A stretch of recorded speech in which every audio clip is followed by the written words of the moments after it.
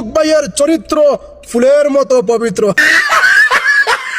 টুপি টুপি টুপি টুপি পরা আমাদের নবীর সুন্নত, এতে সমস্যা নাই। কিন্তু কথা হইলো ভাই, নির্বাচন আসলে মানুষ টুপি দিয়ে মানুষকে টুপি পরাইতে যায়, বুঝেননি?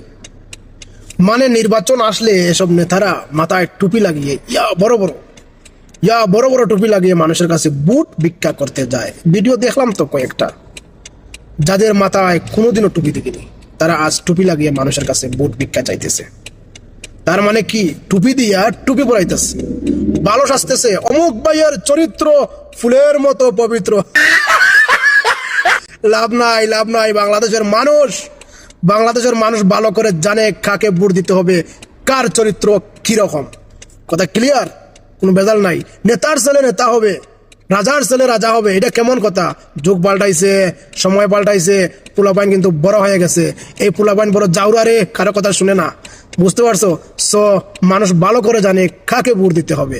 এত ভালো সাজিয়া কোনো লাভ নাই, মানুষের চরিত্র মানুষ জানে।